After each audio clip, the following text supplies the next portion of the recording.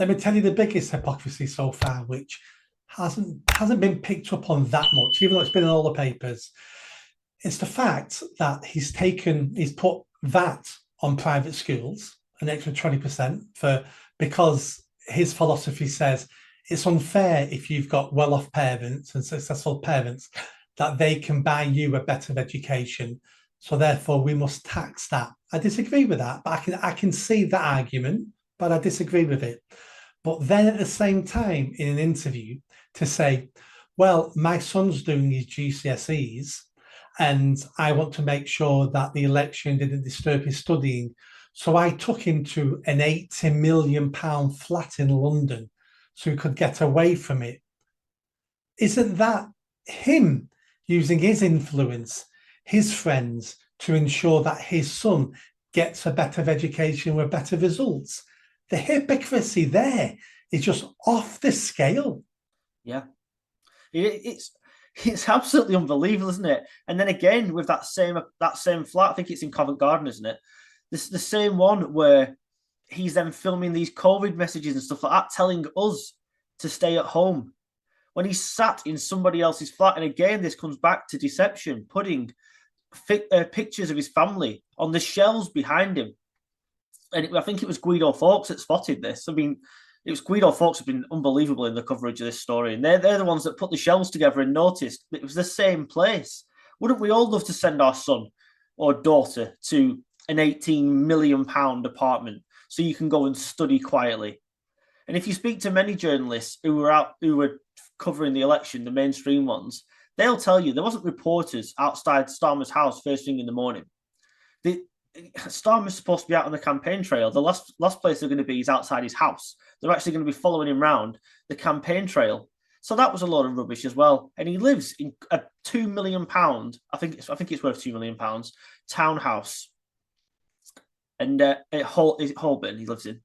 And you're not telling me there's not one quiet room in that house where his son couldn't study for his GCSEs. Lots of people in this country manage to help their children, or their children manage to pass their GCSEs, and they don't live in £2 million houses. So again, like you said with the VAT on private schools, the hypocrisy. Not everyone that sends their child to private school has got a ton of money in the bank. Some of them do it because they sacrifice a lot. They don't go on holiday, for example. They don't buy new clothes and stuff. They economize in a serious way to give their child the best start in life. So I don't blame Starmer for wanting to give his son the best start in life. Absolutely not. But again, don't tell the public that you can't go to private school because I'm going to tax the backside out of it. But at the same time, letting his son go and do that. And if you look at a lot of this Labour front bench, loads of them went to private school. And yet, they don't want the same thing for general members of the general public. Oh, yeah, all these socialist politicians are the same. Jeremy Corbyn's two boys went to grammar school. What's her name from Hackney? Diane Abbott. She paid for her son to go to a fee-paying school. All these people do it. They just don't want me and you to do it.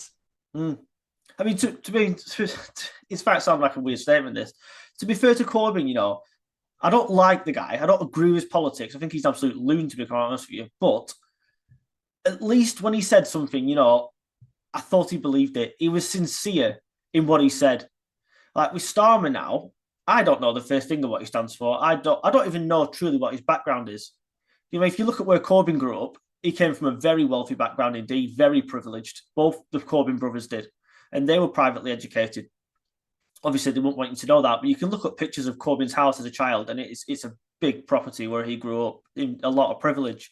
But again, it might be hypocrisy for him to say what he says, but he was sincere in his beliefs. It's just that people saw his beliefs and thought, my God, we don't want this guy, this lunatic, which is fair enough, neither did I. But with Starmer, you don't know if he's telling the truth. With Reeves, I don't know. With people like Wes Streeting, any of them, I don't know if they're telling the truth. I don't know if they believe what they're saying, given that everything they've pledged in their manifesto so far has been completely untrue, saying that energy bills are going to come down by £300. Now all of a sudden they've gone up 150 in no time, and we're going to see another rise apparently in January. So I haven't seen anything they've been on about. actually going to come true. They said that GB Energy would bring those bills down, but now we've discovered that GB Energy isn't going to produce energy, it isn't going to buy it, it isn't going to import, export it. It's basically a quango. I don't see what this thing does. And we're telling people in Scotland, in Aberdeen, that we're going to take 240,000 jobs away from you and we're going to replace it with a quango.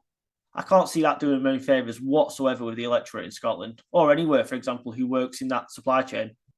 I think Labour this time have realised that the general public know politicians lie. So why are we pretending not to lie? Let's just lie about the manifesto.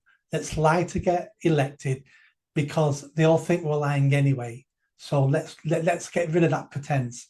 And that's exactly what Keir Starmer's done. Keir Starmer, when he dealt with the Southport riots and that heavy-handed glove he brought down on people, normally he would have lied about that and cushioned the blow, but he didn't care. He was like, it's like watching Stalin. He went, I don't care. You've tweeted something, 8 years in jail for you.